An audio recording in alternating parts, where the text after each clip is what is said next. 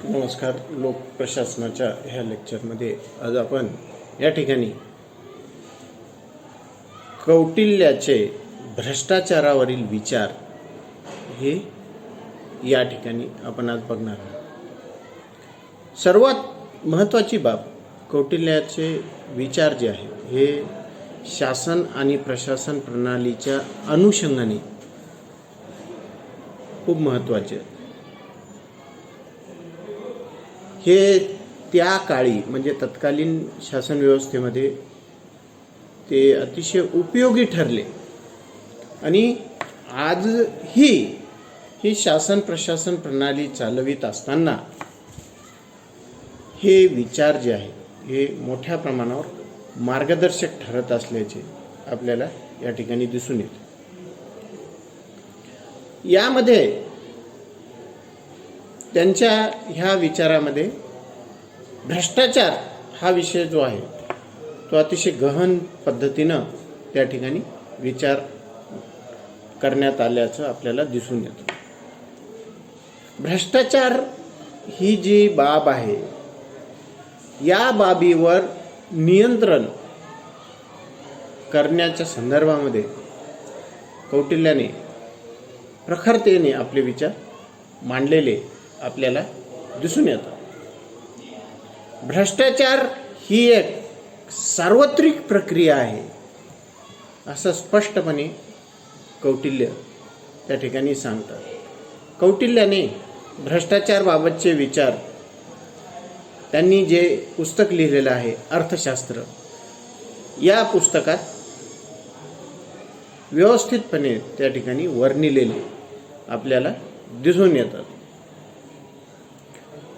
कौटिल्यांच्या मते की भ्रष्टाचार एक सहज प्रक्रिया आहे, म्हणून राजाने त्यावर सतत कडक नियंत्रण ठेवावे.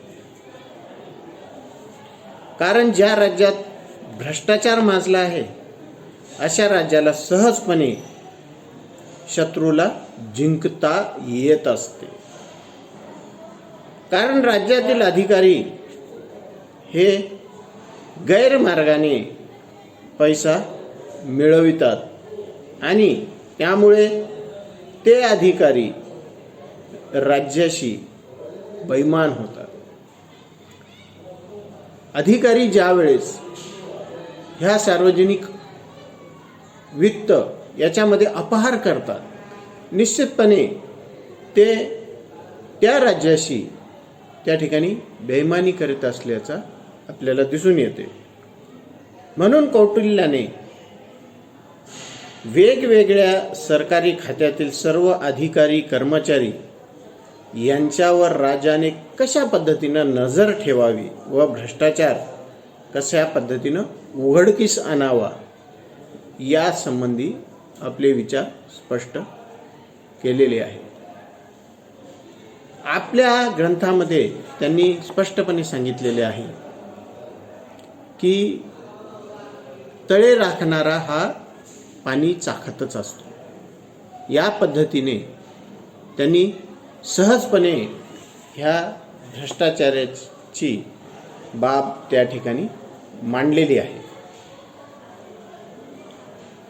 राजाला ह्या भ्रष्टाचारावर तात्काळ व्यवस्थित प्रभावी असं नियंत्रण करण्याचं कौटिल्य सुचवितात. कारण त्यांच्या मते राज्याचं भ्रष्टाचार असणे म्हणजे राज्याच्या भवितव्याशी केलेली तडजोड आहे. या माध्यमातून ह्या भ्रष्टाचारावर नियंत्रण ठेवून भ्रष्टाचार करणाऱ्या विरुद्ध कडक कार्यवाही कशा पद्धतीने करावी याबाबत कौटिल्य यांनी प्रामुख्याने प्रभावी असे विचार मांडलेले आहेत. प्रशासनामधला हा भ्रष्टाचार जो असतो तो आर्थिक स्वरूपाचा असतो असे कौटिल्याचे मत आहे. असा भ्रष्टाचार ज्या मार्गाने होतो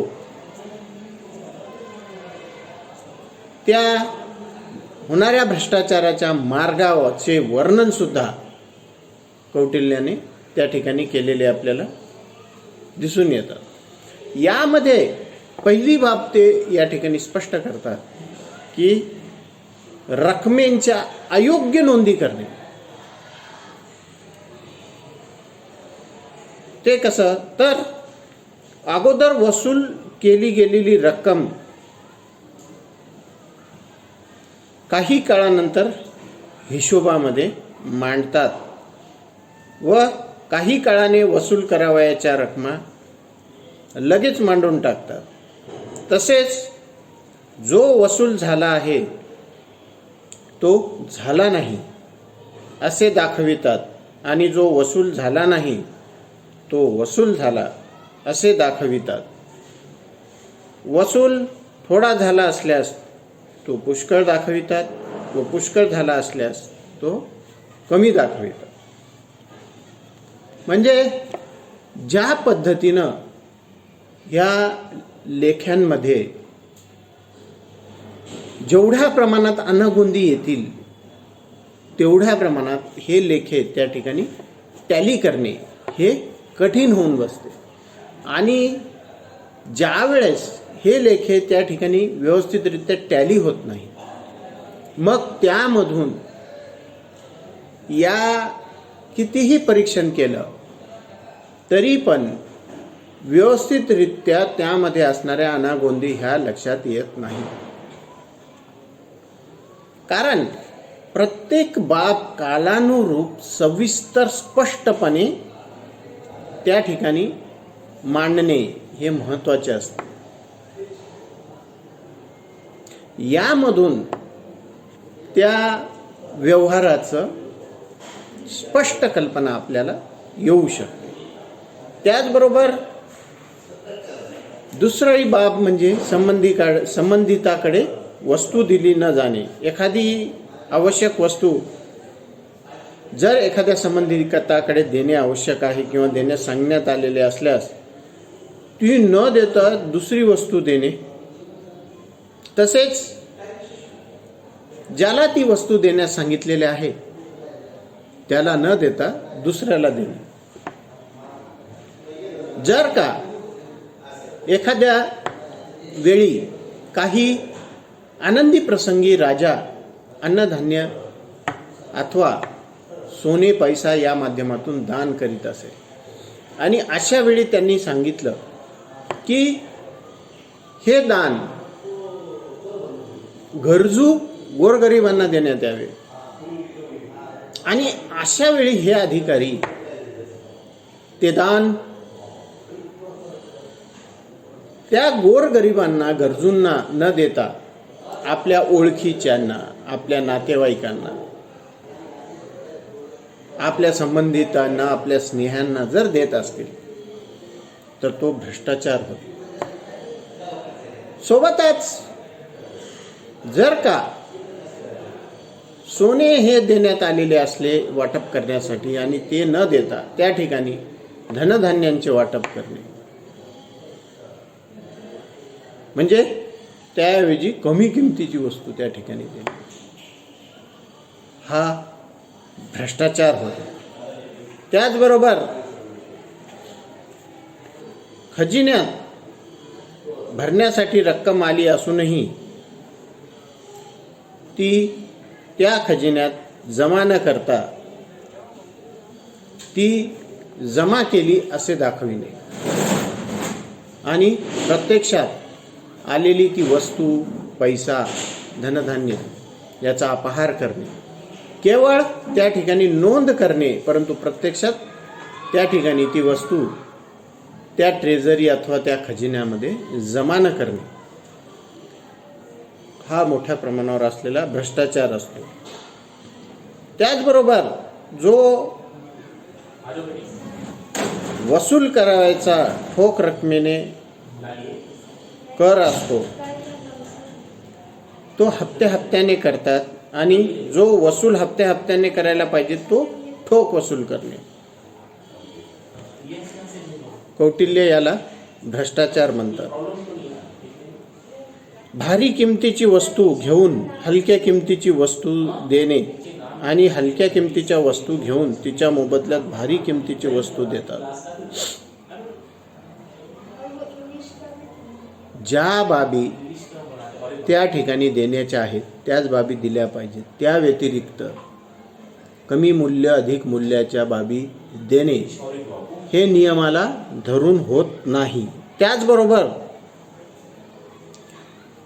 मजुरी वाटप करताना जर एखादा मजूर गैरहजर असेल, ती रक्कम अथवा तो मोबदला त्या गैरहजर त्या कामगाराला न देता ती स्वतः हडप करणे अथवा स्वतः ती रक्कम स्वतःसाठी ठेवून घेणे. सोबतच सवलतीबाबत कायदा असूनही सवलत न देता लबाडी करतात. तसेच वस्तूच्या किमती वजन वस्तू ह्या मोजण्यात कमी जास्तपणा करतात. ठराविक तरतुदीनुसार कार्य न करणे हा भ्रष्टाचार असतो. आणि अशा वेळी ही बाब करताना सार्वजनिक क्षेत्रामध्ये अधिकारी आपल्या मनमर्जीप्रमाणे आपल्या हितसंबंधाप्रमाणे त्या ठिकाणी हे कायदे नियमांना मुरड घालतात. तो भ्रष्टाचार होय. त्याचबरोबर खजिन्यातील पैसा सार्वजनिक कार्यावर करण्याच्या निमित्ताने स्वतःच्या व्यक्तिगत कार्यावर खर्च करतात. ही बाब तर मला वाटतं की या काळापासून आहे ती आजही असलेली आपल्याला दिसून येते. आजही आपण बघतो की अधिकारी एव्हाना सार्वजनिक वाहनांचा जी वाहने त्यांना हे सार्वजनिक कार्य सार्वजनिक जबाबदाऱ्या पार पाडण्यासाठी देण्यात आलेले आहेत, ती या वाहनांचा हे अधिकारी सर्रास वैयक्तिक कार्यासाठी वैयक्तिक लाभासाठी वापर करताना आज दिसून येतात. म्हणजे भ्रष्टाचाराचा जो हा प्रकार आहे तो मला वाटतं त्या काळापासून आजतागायत दिसत असलेला आपल्याला दिसून येतो. अशा पद्धतीनं कौटिल्य भ्रष्टाचाराबाबत भाष्य करताना आपल्याला दिसून येतं. धन्यवाद.